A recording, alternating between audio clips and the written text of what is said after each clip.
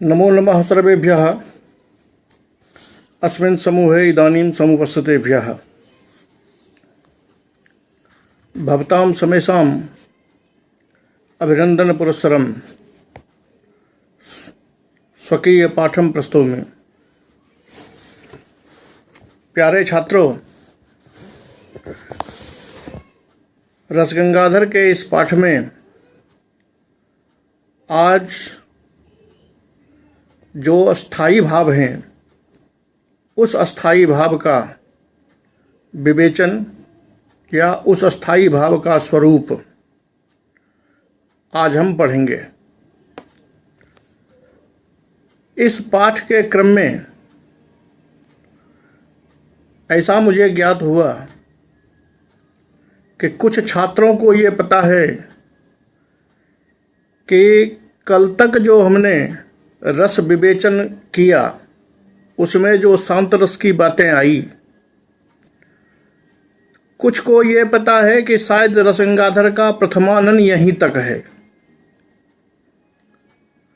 तो माफ़ करना, उनको ये बातें कहाँ से पता है ये मुझे नहीं मालूम, लेकिन रसगंगाधर का प्रथमानन यहीं समाप्त नहीं होता है, बल्कि रसगंगाधर के प्रथमानन में अभी बहुत सारे विषय बाकी हैं।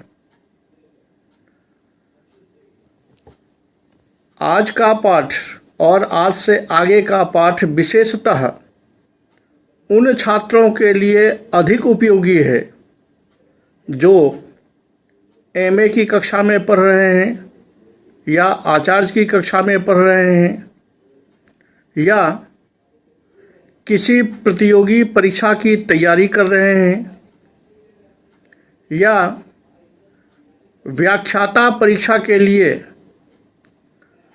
अंतर्वीक्षा की तैयारी कर रहे हों या उसकी परीक्षा की तैयारी कर रहे हों। उन लोगों के लिए आगे का पाठ जो है वो परमावश्यक है।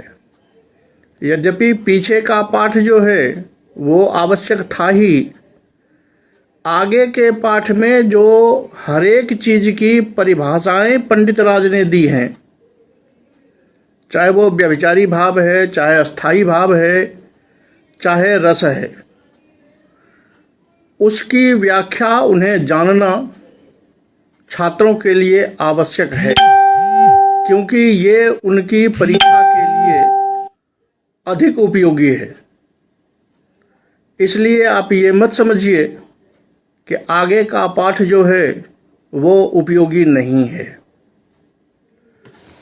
कल तक आपने पढ़ा कि 9 रस की बातें पंडित राज ने उपस्थापित की, और आप ये भी जानते हैं कि रस के नाम से जिस बात को हम जानते हैं, जैसे श्रृंगार अगर कहते हैं तो श्रृंगार का जो स्थायी भाव है उसी स्थायी भाव का प्रत्यक्षवत दर्शन होता है, प्रत्यक्षीकरण होता है आत्मा के द्वारा। या ये कहिए कि रत्याद्यवच्छिन्ना भगनावरणा चित कहा गया था। रत्यादि से अवच्छिन्न जब चित होता है, जिस पर से आवरण हट जाता है, उस स्थिति में श्रृंगार रस है। यानी कोई भी रस होगा तो उसका जो स्थायी भाव है, उस अस्थाई भाव का ही परिज्ञान, उस अस्थाई भाव का ही आस्वाद तत्त रस कहलाता है। इस क्रम में 9 रस हैं तो 9 अस्थाई भाव हैं, ये भी अन्य ग्रंथों के द्वारा सबको पता है। उसका लक्षण, हर एक अस्थाई भाव का लक्षण जानना आवश्यक है कि किस परिस्थिति में किसको हम अस्थाई भाव कहेंगे। यहाँ 2 चीज़ें हैं, एक अस्थाई भाव को जानना और व्यभिचारी भाव को जानना, क्योंकि वही सारी बातें, जैसे रति है तो रति जरूरी नहीं है कि सभी जगह स्थायी भाव ही होगा।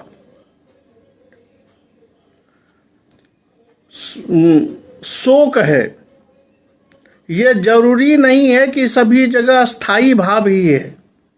सम है, ये जरूरी नहीं है कि सभी जगह स्थायी भाव ही है, बल्कि किस जगह यह स्थायी भाव होगा और किस जगह पर इसे हम व्यभिचारी के अंतर्गत रखेंगे, ये जानना भी आवश्यक है। उस क्रम में यह पाठ आज आरंभ हो रहा है। तो ये अस्थाई भावों की संख्या जो 9 है वो स्पष्ट है। रति, शोकः, निर्वेद, क्रोध, उत्साह, विस्मय, हास, भय, जुगुप्सा, ये हैं अस्थाई भाव। पंडित राज की कारिका हुई रति शोकश्च निर्वेद क्रोधोत्साहश्च विस्मयः हासो भयम जुगुप्सा च स्थायी भावा क्रमादमि। इसको आप क्रमशः रस में लगा लीजिए। जिस क्रम से इन्होंने रस रखा था उसी क्रम से ये अस्थाई भाव रखा है। जैसे श्रृंगार का रति, करुण का शोक, शांत का निर्वेद, रौद्र का क्रोध, वीर का उत्साह, आश्चर्य का विस्मय, हास्य का हास, भयानक का भय, विभत्स का जुगुप्सा। अब यहाँ प्रश्न ये उठता है कि इसको जो हम अस्थाई भाव कहते हैं उसका आधार क्या है। तो यद्यपि उसकी परिभाषाएं आपने साहित्य दर्पण में या अन्य ग्रंथों में पढ़ी हुई है कि जो विरुद्ध या अविरुद्ध भावों से भी कभी अपना स्थान, विरोधी भावों के आ जाने पर भी जो स्थायी रूप में विराजमान रहता है वो स्थायी भाव कहलाता है। विरुद्धैर अविरुद्धैर वा ऐसी कारिकाएं हैं। यहाँ पंडित राज कहते हैं, और ये आवश्यक भी है कि इसका मूलतः आपको परिज्ञान हो कि किस आधार पर इसे हम अस्थाई कहते हैं। उसके लिए पंडित राज कहते हैं कि तत्र आप्रबंधम स्थिरत्वात् अमीसाम भावानाम स्थायित्वम, कि जो कोई काव्य हम पढ़ रहे हैं उस काव्य में आप्रबंधम, मर्यादा तक है कि यहाँ आरंभ से लेकर अंत तक जिस अस्थाई भाव की सत्ता बनी रहती है वो कहलाता है स्थायी भाव। प्रबंध के आधार पर, न कि सहृदय के आधार पर या सहृदय की चित्त में आने वाली भावना के आधार पर। यह गौर कर लीजिए। जैसे अभिज्ञान अगर शुरू हुआ तो प्रथमांक से जो श्रृंगार शुरू हुआ, जो रति शुरू हुई, वही रति क्रमशः आगे बढ़ता हुआ उसी श्रृंगार को, उसी रति को जगाता हुआ, बीच बीच में अन्य रस आ रहे हैं, लेकिन जो दूसरे रस आते हैं वो क्षण भर को आते हैं और समाप्त हो जाते हैं। लेकिन जो रति है, स्थायी भाव है, वो जगह जगह पर पुनः पुष्ट होता रहता है। विविध प्रकार के विभाव अनुभाव संचारी भावों के द्वारा उसको जगाया जाता है। और आप्रबंधम, प्रबंध के अंत तक, वहाँ तक जो लगातार बना रहता है, तो लगातार उसका स्थायित्व हुआ, उसकी समाप्ति नहीं हुई, इसलिए उसे हम अस्थाई भाव कहते हैं। आप्रबंधम स्थिरत्वात् अमीसाम स्थायी भावानाम या अमीसाम भावानाम स्थायित्वम। कहते हैं कि भाई इसमें कारण क्या है। चित्तवृत्ति में जो भाव आया तो चित्तवृत्तिगत जो भाव है उसको अस्थाई कर दीजिए।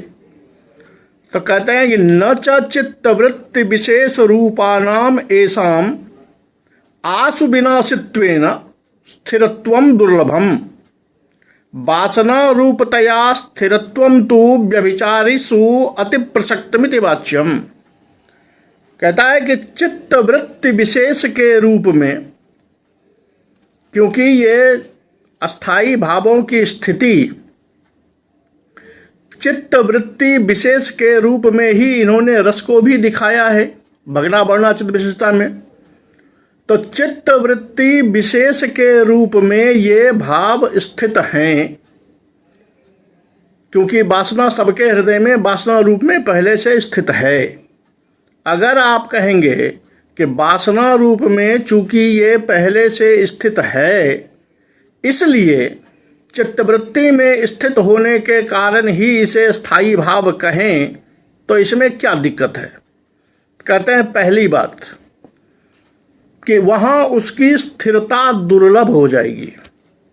दुर्लभ इसलिए कि मनुष्य जब अपने व्यवहार में काम करता है, अपने व्यवहार में रहता है, तो उसके भाव जो हैं वो हर एक क्षण बदलता रहता है।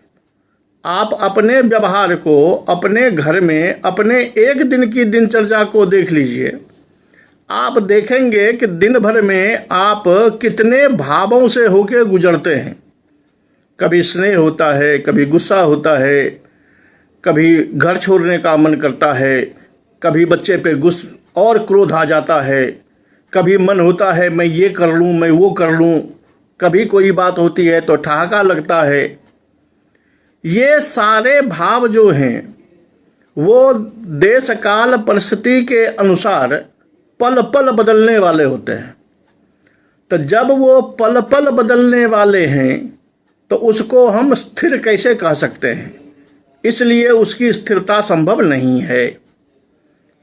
अगर आप बलात् कहें कि नहीं वासना रूप में पहले से स्थित है इसलिए उसको हम स्थिर मानेंगे, तो समस्या ये आएगी कि फिर आप व्यभिचारी किसको कहेंगे?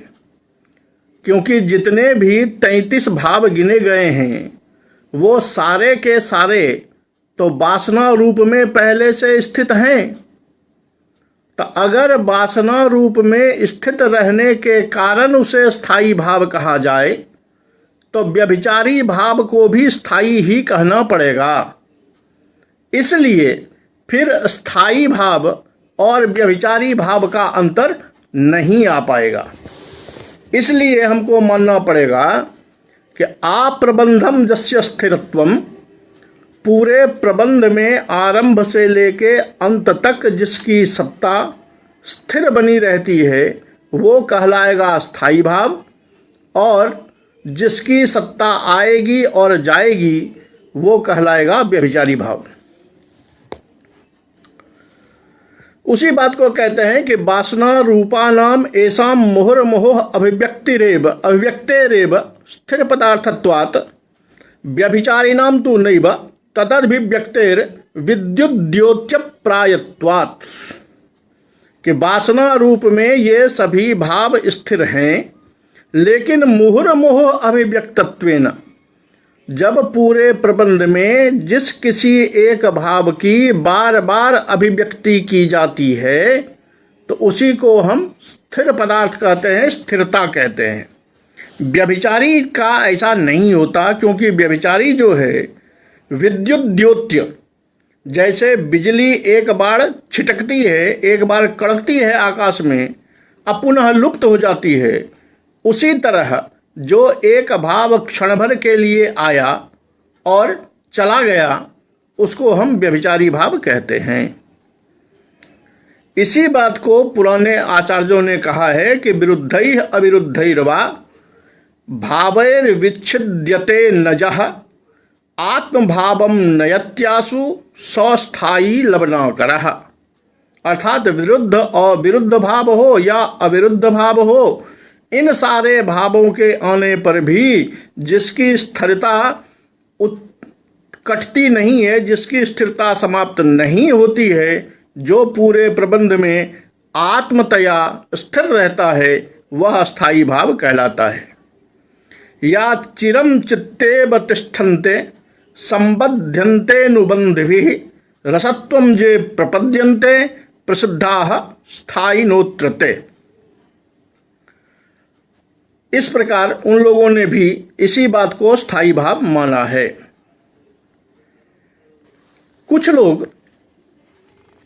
लोगों का कहना है कि रसाद्यन्यतमत्वम स्थायित्वम, रसादि नहीं रत्यादि, रत्यादि अन्यतमत्वम स्थायित्वम। रत्यादि जो नौ हैं उस नौ में किसी एक को ग्रहण कर लिया जाए वो स्थायी भाव है। तो कहते हैं तन्न, ये उचित नहीं है, क्योंकि रत्यादीनाम एकस्मिन् प्ररूढ़ है, अन्यस्य अप्ररूढ़स्य व्यभिचारित्वोपगमात्। क्योंकि रत्यादि जो नौ गिने गए हैं उसमें एक अगर चिरप्ररूढ़ होता है, एक अगर प्ररूढ़ होता है तो दूसरा अप्ररूढ़ होता है। ये प्ररूढ़ और अप्ररूढ़ हुआ कि प्ररूढ़ का मतलब है कि विविध प्रकार के अनुभावों द्वारा, विविध प्रकार के उद्दीपनादि विभावों द्वारा बार बार जगाया जाना, ये है प्ररूढ़। तो एक जो है वो लगातार बार बार स्थान स्थान पर विविध प्रकार से प्ररूढ़ हो रहा है, और दूसरा जो अप्ररूढ़ हो रहा है, यानी जो एक बार आया और समाप्त हो गया, उसको हम व्यभिचारी कहते हैं। अगर केवल रत्यादि भावे स्वन्यतमत्वम स्थायित्वम कर दें तो फिर ये निर्णय नहीं हो पाएगा कि किसको हम व्यभिचारी कहें और किसको हम स्थायी कहें। प्ररूढ़ और प्ररूढ़ की जो बात की उसी की पंक्ति लिखी पंडित राज ने, प्ररूढ़त्वा प्ररूढ़त्वे बहुवल्प विभावजत्वे, अर्थात बहुविभावजत्वे, बहुत स्थानों पर बहुत प्रकार के उद्दीपनादि विभावों से जो जगाया जाता है वो प्ररूढ़ है, और जो अल्प विभाव से होता है वो व्यभिचारी भाव कहलाता है। इस प्रकार हमको प्रबंध को देखते हुए, आप प्रबंध में उसकी स्थिति को देखते हुए स्थायी भाव और व्यभिचारी भाव का निरूपण करना चाहिए। रत्नाकर में भी कहते हैं कि रत्नाकर में कार ने भी ये इसी पक्ष को समर्थन करते हुए अपना मत दिया है कि रत्यादयः स्थायी भावाः स्युर भूयिष्ठ विभावजाः, भूयिष्ठ विभावजाः, बहुत प्रकार के बहुत सारे विभावों के द्वारा जो उत्पन्न किया जाता है वो है स्थायी भाव। अस्तोकैर विभावैरुत्पन्नाः तो एवं व्यभिचारिणः, अगर वही कम विभावों द्वारा उत्पन्न होता है तो वो व्यभिचारी भाव कहलाता है। एवं क्रमेण, जैसे कि वीर रसे प्रधाने क्रोधः, वीर रस जब होगा, वीर रस प्रधान काव्य होगा, तो वीर रस में अस्थाई भाव तो उत्साह होता है। तो क्या वीर रस में क्रोध नहीं आता है? क्रोध आता है, लेकिन वहाँ वो क्रोध जो है वो व्यभिचारी बन जाएगा, क्योंकि वो क्षण भर के लिए आता है और समाप्त हो जाता है। उसी तरह रौद्र में उत्साह, श्रृंगार में हास्य, ये व्यभिचारी हो जाएंगे। अब हमको देखना ये होगा कि व्यभिचारी भाव जो हैं, इन या अस्थाई भाव जो अभी गिने गए हैं, इन अस्थाई भावों के लक्षण क्या हैं? तो अब वो लक्षण करते हैं क्रमशः। रति के विषय में पहले से आपको पता है या पहले भी व्याख्यान में आया हुआ है कि जब नायक और नायिका का जो आपसी प्रेम है, आपसी स्नेह है, आपसी रति है, वही रति श्रृंगार रस के अंतर्गत आता है। बाकी प्रेम जो हैं, क्योंकि रति का अर्थ है प्रेम, स्नेह, तो वो प्रेम केवल नायक नायिका विषयक को छोड़कर बाकी सारे जो प्रेम हैं वो भाव के अंतर्गत लिए जाते हैं। जो आचार्य मम्मट ने कहा था कि रतिर्देवादि विषया व्यभिचारी तथान्वितः भावः प्रोक्तः, इसलिए ये रति की जब व्याख्या करते हैं पंडित राज तो कहते हैं कि स्त्री पुंसयोः अन्योन्यालंबनः प्रेमाख्यः चित्तवृत्ति विशेषो रति स्थायी भावः, कि जब स्त्री और पुरुष का, स्त्री पुरुष से यहाँ लीजिए नायक और नायिका का, पति और पत्नी का, स्त्री पुंसयोः अन्योन्यालंबनः, अन्योन्यालंबन से मतलब कि नायक के हृदय में नायिका के लिए प्रेम हो और नायिका के हृदय में नायक के लिए प्रेम हो, तो वो जो प्रेमाख्या चित्तवृत्ति, ऐसी चित्तवृत्ति जिसमें एक दूसरे के लिए प्रेममय चित्तवृत्ति हो, वो चित्तवृत्ति विशेष या रति विशिष्ट वो जो चित्तवृत्ति है, वो चित्तवृत्ति रति कहलाती है और वही अस्थाई भाव होता है। अब यहाँ आपने देखा, स्पष्ट किया कि स्त्री पुंसयोः अन्योन्यालंबन, स्त्री का हृदय में स्त्री की चित्तवृत्ति पुरुष की रति से युक्त हो और पुरुष की चित्तवृत्ति स्त्री की रति से युक्त हो, यानी परस्पर दोनों में अगर प्रेम भावना है तो वो रति स्थायी भाव के रूप में आएगा। तो संस्कृत साहित्य जो शास्त्र है वो तभी श्रृंगार मानेगा जब परस्पर दोनों में प्रेम हो। इससे यह स्पष्ट हो गया कि एक तरफा प्रेम अगर हो कि नायक केवल नायिका से प्रेम करता हो और नायिका के हृदय में उस नायक के लिए प्रेम न हो, तो वो यहाँ रति स्थायी भाव नहीं आएगा, और स्थायी भाव नहीं आएगा तो श्रृंगार रस नहीं कहा जा सकता। गुरु देवता पुत्राद्यालंबनस्तु व्यभिचारी, कहते हैं गुरु विषयक, देवता विषयक, पुत्र पुत्री भाई बहन इत्यादि जो हैं, तद विषयक जो रति है, तद विषयक जो प्रेमाख्या चित्तवृत्ति है, वो सभी चित्तवृत्तियां भाव के अंतर्गत आएगा, क्योंकि वो सभी व्यभिचारी भाव बन के आएंगे, वो स्थायी भाव नहीं बनेंगे। आगे का है, दूसरा है शोक। उसको कहते हैं कि पुत्रादि वियोग मरणादि जन्म वैक्लव्याख्यः चित्तवृत्ति विशेषः शोकः। पुत्रादि, पुत्रादि से जितने भी सगे संबंधी हैं सबका ग्रहण कर लीजिए। उसका मरणादि जन्मा, उसका मरण हो गया, या आदि पद से उसको लेंगे कि ऐसी स्थिति जहां चित्तवृत्ति में उसके मरण का ही भय हो, मरण का ही विश्वास हो जाए कि अब ये बचने वाला नहीं है, ऐसी स्थिति अगर आ जाए तब वैक्लव्याख्या चित्तवृत्ति विशेषः, वो जो चित्तवृत्ति विकलता रूप जो चित्तवृत्ति है, वो चित्तवृत्ति शोक कहलाती है। अब इसको थोड़ा और स्पष्ट कर देते हैं पंडित राज, जो स्पष्टता जरूरी भी है, कि वैक्लव्याख्या चित्तवृत्ति विशेषः शोकः, विकलता से युक्त जो चित्तवृत्ति विशेष है वो क्या कहते हैं, शोक है। तो प्रश्न करते हैं कि स्त्री और पुरुषों के बीच में जब वियोग होता है, उस समय भी पुरुष के वियोग में, नायक के वियोग में परी हुई जो नायिका है, उस नायिका के हृदय में विकलता तो होती है, उसकी चित्तवृत्ति तो उसी विकलता से युक्त होती है, तो उसको क्या कहेंगे? क्योंकि लक्षण में आपने देखा है कि पुत्रादि वियोग मरण जन्मा है, तभी शोक कहलाएगा, अन्यथा शोक नहीं कहलाएगा।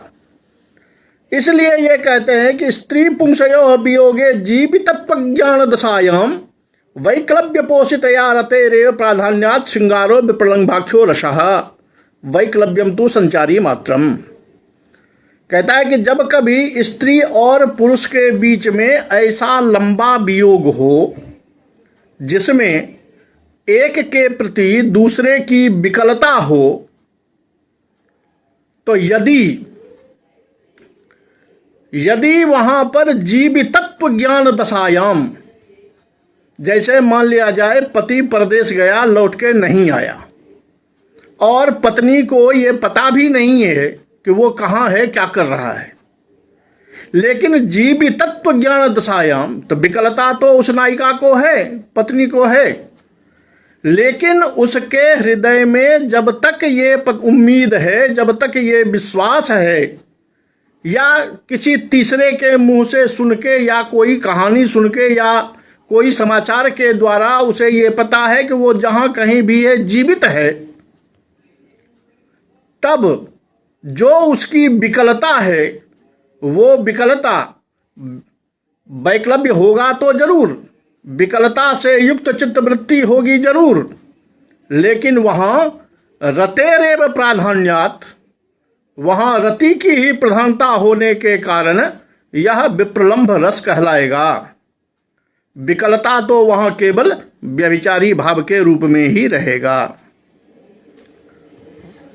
तब फिर प्रश्न उठाते हैं कि यही बात मृतत्व ज्ञान दशायाम तो रतिपोषितस्य वैक्लव्यस्येति करुण एव।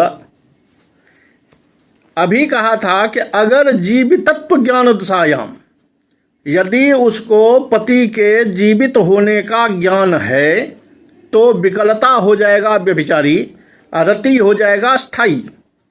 लेकिन अगर ये हो गया कि मृतत्व ज्ञान दशायाम, ये पता चल गया कि उसका पति मर गया या उसकी पत्नी मर गई, तो भले पति के हृदय में पत्नी के प्रति या पत्नी के हृदय में पति के प्रति जो रति है वो रति तो है ही, लेकिन मृतत्व ज्ञान की अवस्था में कि वो मर गया, ऐसा ज्ञान होने पर जो विकलता है, विकलता दोनों जगह है, एक है जीवित दशा में, एक है मृत दशा में। तो जब मृत दशा में जो विकलता आएगी उस विकलता की प्रधानता हो जाएगी और वो वैक्लव्य प्रधान होने के कारण वो हो जाएगा शोक अस्थाई भाव, और अस्थाई भाव होने के कारण करुण हो जाएगा वहां पर रस। अब इस पर एक थोड़ी सी शंका और करते हैं कि मान लिया जाए एक दिन पता चल गया कि वो मर गया, मृतत्व ज्ञान हो गया, और कुछ दिन के बाद 2-4-6 महीने साल भर के बाद वो आदमी पुनः लौट के आ गया, या वो उस आदमी के जीवित होने का पुनः ज्ञान हो गया, तो उस समय जो विकलता थी, जो कि मृतत्व ज्ञान होने के बाद जो विकलता आई थी, उस विकलता को क्या कहेंगे?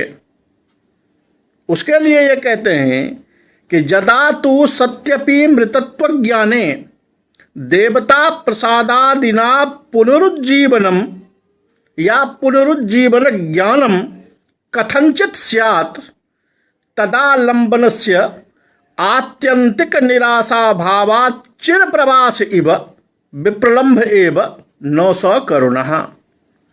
कहते हैं कि वैसी परिस्थिति में जब मृतत्व का ज्ञान हुआ, उस समय जो विकलता आई और बाद में पुनः उसके जीवित होने का ज्ञान हो गया, या वो व्यक्ति स्वयं जीवित उपस्थित हो गया, तो जो आलंबन भूत है, जैसे अगर पत्नी घर पे है और पति के विषय में ये समाचार आया, तो मृति का आश्रय भी वही पति था, अब जीवित हो गया तो उसका भी आलंबन वही पति है, तो उसका वो जो आलंबन है उस आलंबन का आत्यंतिक निराशा भावात, यानी पूर्ण रूप से वो समाप्त नहीं हुआ है, इसलिए वो चिर प्रवास इव, जैसे चिर प्रवास को कोई 25 साल के लिए चला जाए, 40 साल के लिए चला जाए, 50 साल के लिए चला जाए, तो जैसे वो लंबा वियोग है, उसी तरह से उसे चिर प्रवास मानकर वो विकलता विप्रलंभ श्रृंगार के अंतर्गत ही आएगा, करुण रस के अंतर्गत नहीं आएगा, जैसे चंद्रापीड़ और महाश्वेता के वर्णन में कादंबरी में हुआ है। हाँ, ये अलग बात है कि कुछ आचार्य ऐसे भी हैं कि कुछ आचार्य इसी अवस्था को, यानी मृतत्व ज्ञान हो गया और उसके कुछ दिन के बाद वो जीवित ज्ञान हो गया, तो इस बीच की जो विकलता है, उस विकलता को वो एक नए रस के रूप में देखते हैं और उसको करुण विप्रलंभ कहते हैं। केचित् तु रसांतर में मात्र करुण विप्रलंभाक्षम इच्छन्ति, तो केचित इच्छन्ति, तो केचित पद बता देता है कि ये पंडित राज का अपना मत नहीं है। वो कहते हैं कि कुछ आचार्यों का मत है कि इसको करुण विप्रलंभ नाम से एक अलग रस माना जाए, लेकिन पंडित राज कहते हैं जी नहीं, ये चिर प्रवास की तरह ये विप्रलंभ रस के अंतर्गत, विप्रलंभ के अंतर्गत ही आएगा। ये हो गया शोक। आगे आता है निर्वेद, जिसको हम सम कह रहे थे, शांत रस का। वहां कहते हैं कि निर्वेद हम किसको कहेंगे? नित्यानित्य वस्तु विचार जन्मा विषय विरागाख्यो निर्वेद। यहां देख लीजिए कि विरागाक्ष निर्वेद नहीं कहा हुआ है, कहा है नित्यानित्य वस्तु विचार जन्मा विषय विरागाक्ष, कि जब अपने ज्ञान के आधार पर, अपने मनन चिंतन के आधार पर नित्यता और अनित्यता का पूर्ण रूप से ज्ञान हो जाने के बाद ये समझ में आ जाए कि ये वस्तु नित्य है और ये वस्तु अनित्य है, ये ज्ञान जब स्वयं में हो जाए, तब अनित्य वस्तु से जो विराग होगा वो विराग निर्वेद कहलाएगा।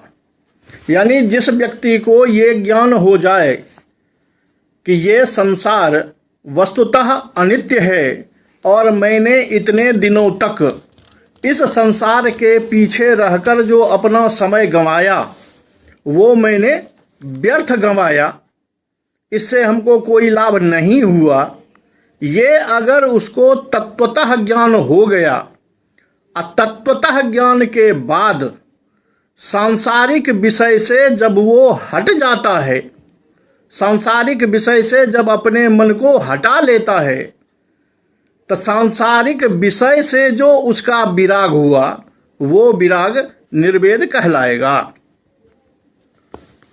कहते हैं कि और कोई विराग होता है क्या? कहते हैं हाँ, अपने परिवार को देख लीजिए, अपने जीवन को देख लीजिए, अपने घर को देख लीजिए, तो गृह कलहादि जन्मा, घर में रोज झगड़ा होता है, रोज झगड़ा होता है तो लोग तंग आके कहते हैं यार बेकार है, ये दुनिया बेकार है, ये घर बेकार है, घर द्वार बेकार है, सारा चीज बेकार है, चलो हम सन्यासी हो जाते हैं। तो गृह कलहादि जह, ऐसा जो विराग होता है ये विराग स्थायी नहीं होता, ये विराग व्यभिचारी के अंतर्गत आता है, क्योंकि ये क्षण भर के लिए आता है। अब 5 मिनट के बाद बुद्धि फिर सीधी होती है, कहते हैं अरे यार चलो घर छोड़ के कहाँ जाएंगे, तो ये व्यभिचारी कहलाएगा। आगे आता है रौद्र रस का स्थायी भाव क्रोध। इस क्रोध को देखिए कि गुरु बंधु बधादि परमापराध जन्मा प्रज्वलनाक्ष क्रोध, कि क्रोध किसको कहेंगे स्थायी भाव?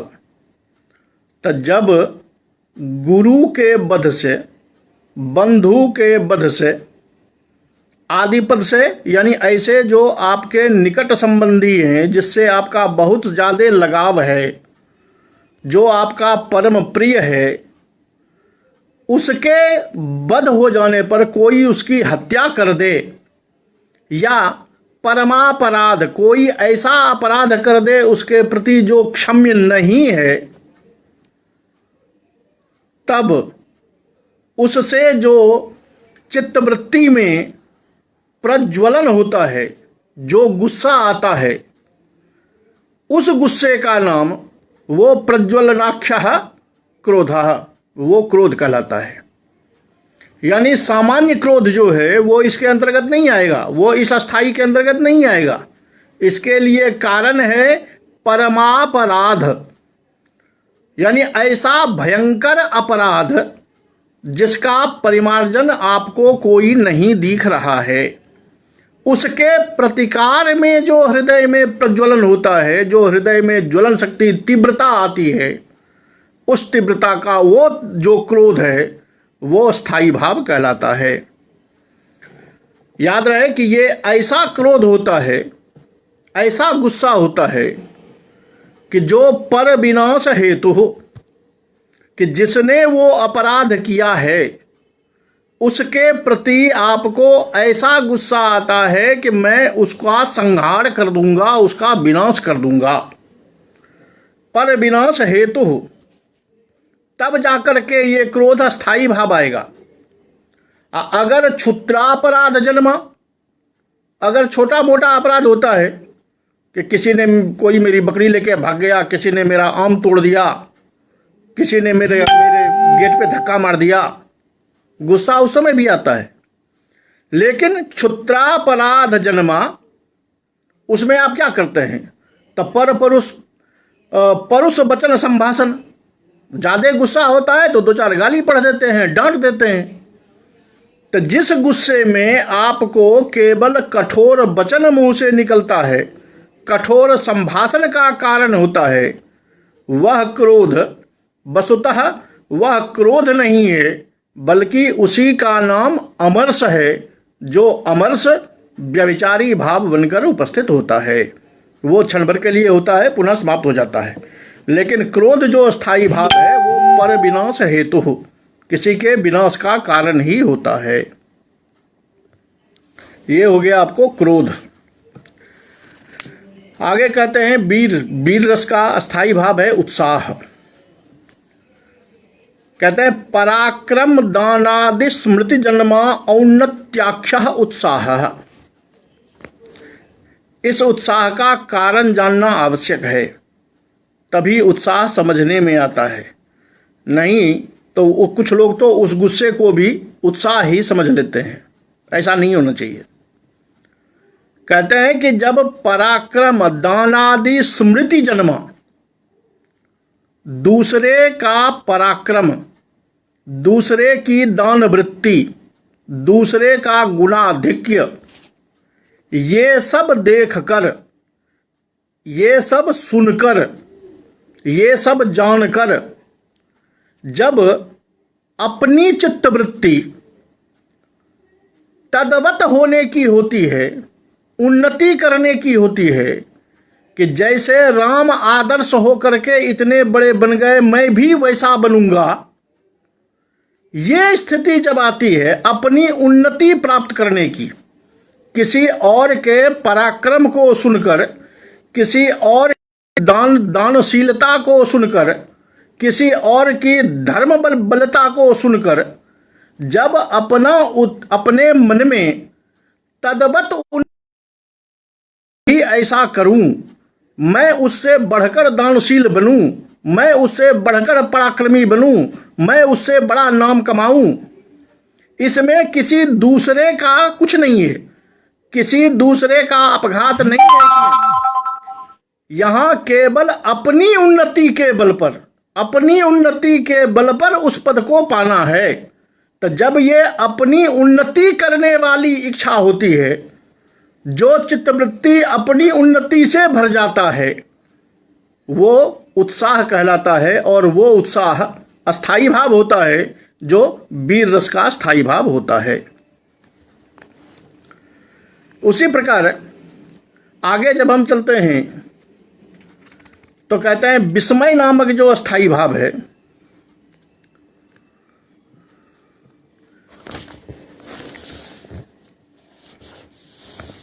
अद्भुत रस का अस्थाई भाव, कहते हैं वो कैसा होता है, उसमें चित्तवृत्ति कैसी होती है। तो अलौकिक वस्तु दर्शनादि जन्मा विकासाख्यो विस्मयः। विस्मय उसका नाम है कि जब हम कुछ अलौकिक चीज देखते हैं। अलौकिक चीज से मतलब नो लौकिकः अलौकिकः, कि जो चीज हम सामान्य व्यवहार में, सामान्य जगत में नहीं देखते हैं, और वैसा चीज अगर हमको दिखाई दे जाए, जैसे सामान्यतया व्यक्ति 5 फीट का होता है, कुछ इससे थोड़े बड़े होते हैं, कुछ 2-4 इंच छोटे होते हैं, वहाँ अगर हमको 2 फीट का आदमी देखने में आ जाए, चलता फिरता हो, हमारी तरह बात करता हो, युवा हो, तो परमाश्चर्य तो लगेगा, क्योंकि ऐसा वस्तु, ऐसा व्यक्ति सामान्यतया लोक में दिखाई नहीं देता है। और वर्तमान में अगर ऐसा सामने आ गया तो वो लोकेतर हो जाएगा, अलौकिक। तो अलौकिक वस्तु को देखने के बाद जो हमारी चित्तवृत्ति विकास नाम से विकसित होगी, जैसे हम देखते हैं तो आश्चर्य करते रहे, आंख फटी की फटी रह जाती है कि किमें तत्व, ये है क्या, ऐसा कह के जो चित्त का विकास होता है, ये विकासाख्य चित्तवृत्ति, ये कहलाता है विस्मय। याद रहे कि अलौकिक वस्तु दर्शनादि जन्मा, अलौकिक वस्तु कोई दिखाई दे जाए, अलौकिक वस्तु सुनने में आए, पढ़ने में आए, तो ऐसी चीजें विस्मय का कारण, विस्मय का स्थायी भाव होता है। लेकिन यही विकास, जब ऐसा विकास हो जाए कि बागंगादि विकार दर्शन जन्मा, क्योंकि विकास दोनों प्रकार से आएगा, अद्भुत वस्तु का अवलोकन हो जाए तो भी चित्तवृत्ति में विकास आएगी, और जब सामने में खड़े हुए किसी व्यक्ति का, किसी की बोली सुनकर, किसी के अंग विकार को देखकर, मुंह के विकार को देखकर जब एकाएक हंसी फूट पड़ती है, उस समय भी चित्त का विकास होता है। वो जो चित्त का विकास है, जो किसी की बोली, किसी के अंग विकार, किसी के अभिनय को देखकर हमारा चित्त विकसित होता है, तो ये विकास कहलाता है हास। जैसा कि हम आप देखते हैं कि स्टेज पर किसी के स्टाइल को देखकर, किसी की एक्टिंग को देखकर, किसी की बोली को सुनकर, बोलने के बलाघात वाले प्रकार को सुनकर अपनी हंसी फूट पड़ती है। तो बागंगादि विकार दर्शन जन्मा विकासाख्य हासः।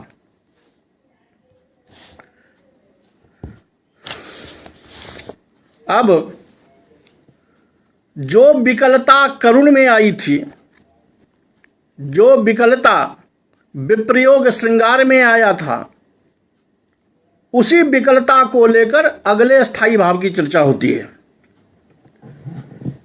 कि व्याघ्रादि दर्शन जन्मा परमानर्थ विषयकः वैक्लव्याख्यः भयम्।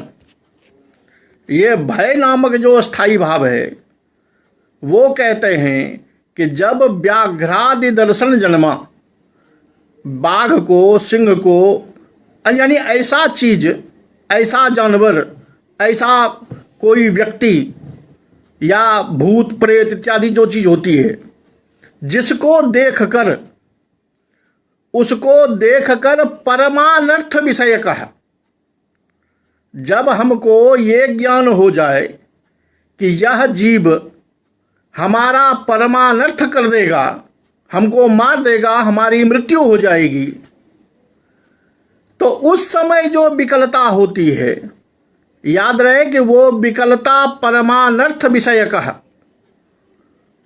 परमानर्थ विषयक यानी हमारी सत्ता समाप्त हो जाएगी, ये बाघ हमें खा लेगा, ऐसी जो विकलता है वो विकलता भय कहलाती है।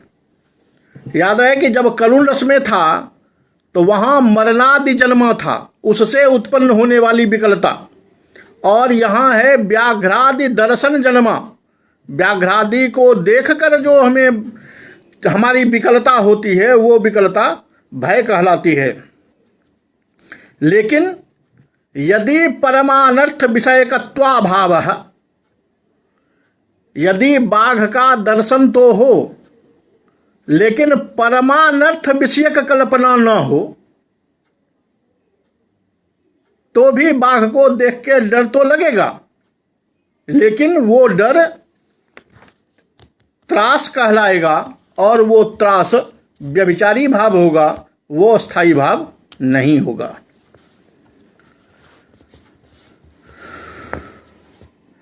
अब ये जो त्रास कहा कि व्याघ्रादि वस्तु को देखकर भी अगर परमानर्थ विषयक चिंतन न हो, जैसे मान लिया जाए, इसको व्यवहार में देखें तो आजकल समाज में बहुत सारे लोग मोटे मोटे कुत्ते पालते हैं। अगर वो कुत्ता वहाँ से खुल जाता है, हमारी ओर दौड़ जाता है, तो जिस समय वो दौड़कर हमारे शरीर पर पंजा चढ़ाना चाहता है, उस समय हमें भय तो होता है, अब बड़ा भयंकर भय होता है, लेकिन तब तक में उसका मालिक आवाज़ लगा देता है तो हमारा वो डर खत्म हो जाता है, क्योंकि हम समझ गए कि यह परमानर्थ करने वाला नहीं है। तो ये त्रास कहलाएगा और ये व्यभिचारी भाव के अंतर्गत आएगा।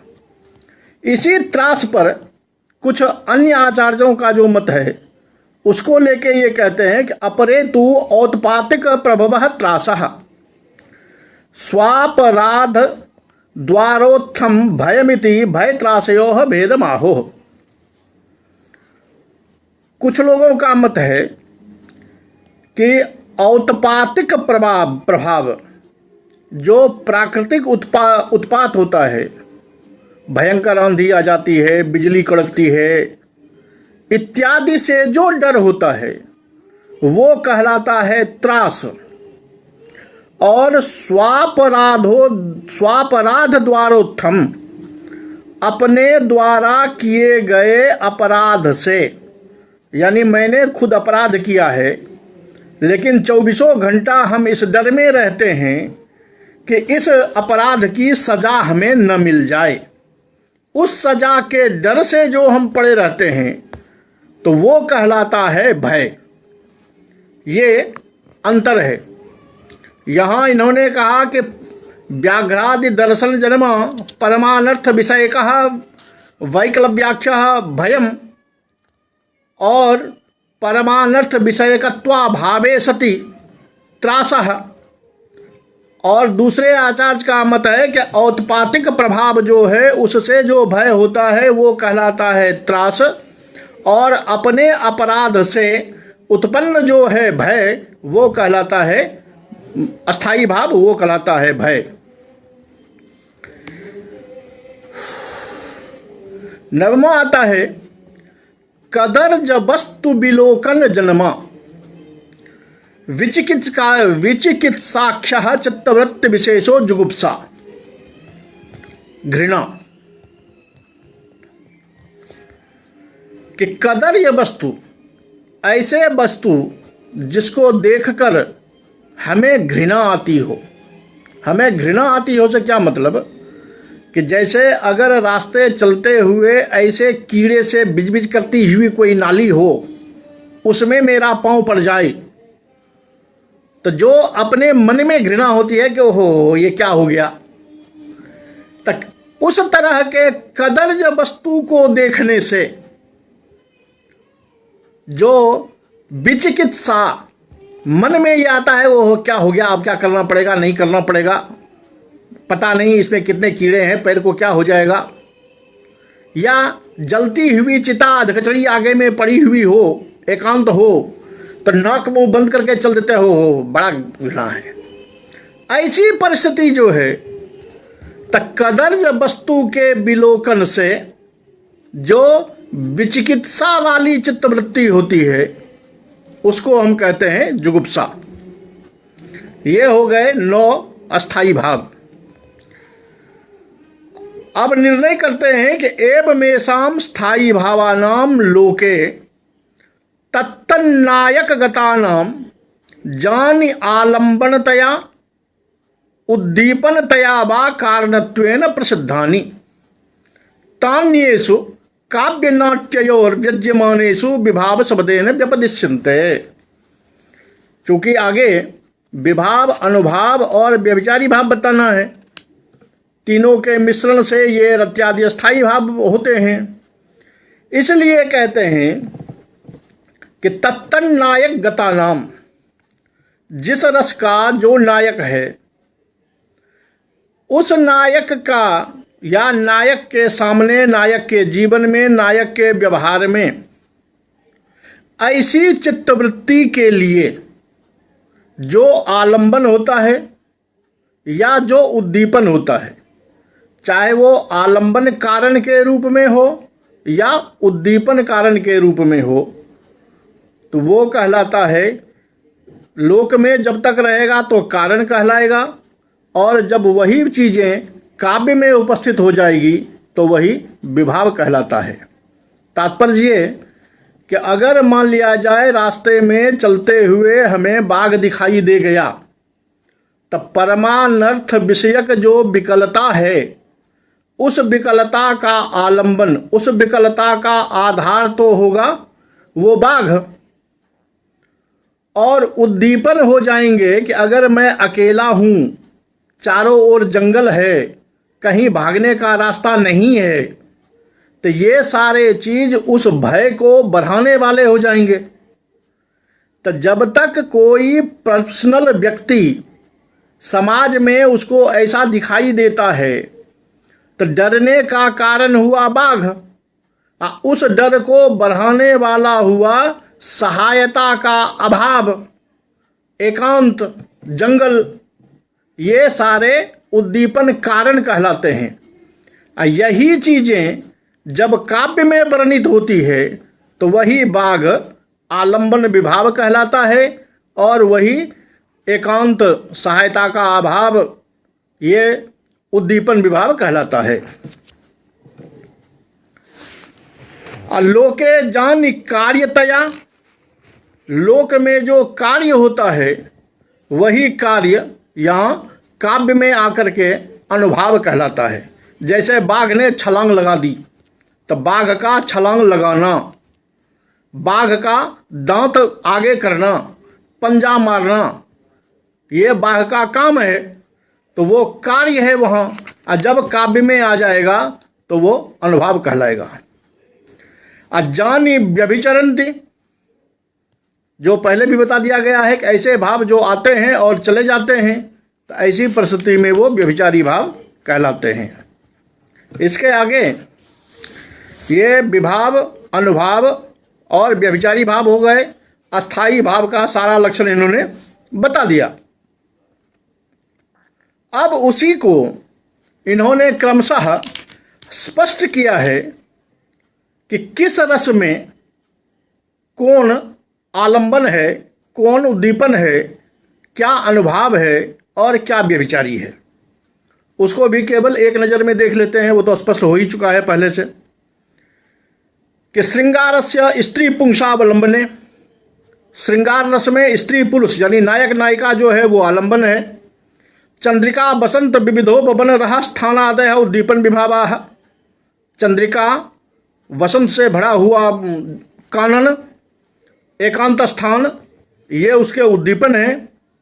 और नायिका के द्वारा नायक का, नायक के द्वारा नायिका का मुखावलोकन, तद्गुण श्रवण, कीर्तन, यानी वो बहुत बढ़िया है, वो ये करता है, वो ऐसा है, वैसा है, वैसा सुंदर है, वैसा सुंदर है, इत्यादि चीज़ें जो हैं ये अनुभाव में आते हैं। और स्मृति चिंतादय, स्मृति, चिंता आदि जो है वो व्यभिचारी भाव है, और तीनों के मिलने से श्रृंगार रस होता है। करुण में बंधु नासादय आलम्बनानि, जिसका मरण हो चुका है, जिसका नाश हो गया, वो जो बंधु है वो है संबंधी गृहतुर्गा अनादय। अब उससे संबंधी, उसने जिस वस्तु का उपभोग किया है या उसकी जो पुरानी कथाएं हैं, पुरानी गाथाएं हैं, ये सारे वो उसके उद्दीपक हो जाते हैं। गात्रक्षेपाश्रुपातादयो अनुभावाः, उसके वियोग में जो रोने वाला है, उसका शरीर पीटना, आंसू बहाना इत्यादि जो है वो अनुभव है। मन में ग्लानि का भाव, मोह, विषाद, चिंता, औत्सुक्य, दीनता, जड़ता इत्यादि इसके व्यभिचारी भाव होते हैं, तब ये करुण रस होता है। जब शांत की बात करेंगे तो अनित्यत्वेन ज्ञातम जगत, क्योंकि पहले ही कह दिया था कि नित्यानित्य वस्तु विलोकन जन्म। तो जब संसार को अनित्य समझ लेते हैं, संसार में अनित्यत्व का पूरा ज्ञान हो गया, तो ऐसा जगत हो जाएगा आलंबन। वेदांत श्रवण, तपोवन तापस दर्शन, तपस्वियों का दर्शन, कथा का श्रवण, ये हो जाएंगे उसके उद्दीपन। विषय से अरुचि, सांसारिक विषयों से भागना, सांसारिक विषयों को देखकर दूर हट जाना। शत्रु मित्र में उदासीनता का भाव, न शत्रुता निभाने का विचार, न मित्रता निभाने का विचार। तद्गत जो चेष्टा है वो अनुभव हो जाएगा। और हर्ष, उन्माद, स्मृति, मति इत्यादि यहाँ व्यभिचारी भाव रहेंगे और ये शांत रस कहलाएगा। रौद्र रस में आगस्कृत पुरुषादिरालंबनम, कि जिसने गुरु बंधु बधादि किया है, जिसने वो पाप किया है, वो हो जाएगा आलंबन। उसके द्वारा किया गया जो अपराध है वो है उद्दीपन। और बध बंधादि गंध फल को नेत्रारुण्यम, अब जब हमको होता है कि मैं उसे मार दूंगा, इस समय जो आँखों में लालिमा आती है, होंठ फरफराने लगते हैं, दांत किटकिटाने लगता है, ये होते हैं उसके अनुभव। अमर्ष, उग्रता, चपलता इत्यादि इसके होते हैं संचारी भाव, तब होता है रौद्र रस। एवं जस्याति चित्तवृत्तेर जो विषय, कहते हैं कि जिस चित्तवृत्ति का जो विषय होता है वो उसका आलंबन है। निमित्तानि उद्दीपनानि, निमित्त जो है उद्दीपन है, और उसके साथ में आने वाले जो व्यभिचारी भाव हैं वो व्यभिचारी कहलाते हैं। और इस प्रकार तीनों के मिलने से रस की प्राप्ति होती है। ये हो गए आपको अस्थाई भाव के लक्षण। अस्थाई और व्यभिचारी कैसे निर्णय करेंगे ये विवेचन, और किस रस में कौन अस्थाई भाव है, क्या विभाव है, क्या अनुभाव है और क्या व्यभिचारी भाव है, इस तरह ये निर्णय समाप्त हुआ। अब आगे जो 9 रस बताए हैं इन्होंने, इन 9 रसों का ये क्रमशः उदाहरण देंगे। जैसा कि यद्यपि उदाहरण तो आप अन्य पुस्तकों में भी पढ़ चुके हैं, लेकिन यहाँ जो पंडित राज ने अपना उदाहरण दिया हुआ है उस उदाहरण को देखेंगे। और उस उदाहरण के बाद इसमें इन्होंने बीच बीच में ये भी दिखाया है कि कौन सा श्लोक या कैसा श्लोक इस रस में उदाहरण होना चाहिए और कैसा श्लोक इस रस में उदाहरण नहीं होना चाहिए, ये भी निदर्शन इन्होंने प्रस्तुत किया है। उन सारे के साथ जो बीच बीच में रस पर जो इन्होंने अपना विचार प्रस्तुत किया है, हर एक रसों पर, उस रस के विचार को देखेंगे। और जैसा कि मैंने बताया कि उन छात्रों के लिए उपयोगी है, क्योंकि अभी तक उन्होंने अन्य ग्रंथों में जो पढ़े हैं वो तो केवल रस का नाम ले लिया, रस के उदाहरण पढ़ लिए। यहाँ आपको विवेचन पूर्वक मिलेगा कि जैसे बीज है तो उसके 4 भेद हो सकते हैं, भक्ति रस क्यों नहीं हो सकता है, श्रृंगार के कितने भेद हो सकते हैं, कितने भेद को स्वीकार किया जाए, कितने भेद को स्वीकार नहीं किया जाए, क्या स्वीकार करना उचित है या अनुचित है, किस जगह पर उस भाव को वास्तविक माना जाए या नहीं माना जाए, इत्यादि का विवेचन आगे है, जो हम कल लेके पुनः आएंगे। और आप सबको सादर नमस्कार करते हुए आज के पाठ को मैं यहीं विराम देता हूँ और छात्रों से निवेदन करता हूँ कि वो आगे प्रतिदिन जरूर उपस्थित रहें, क्योंकि ये अब बड़े लोगों के लिए कम है और छात्रों के लिए ये आगे का पाठ जो है ये छात्रों के लिए अधिक उपयोगी है। इसलिए वो अधिक से अधिक मात्रा में उपस्थित रहकर लाभ उठा सकते हैं। सर्वेभ्यो धन्यवाद।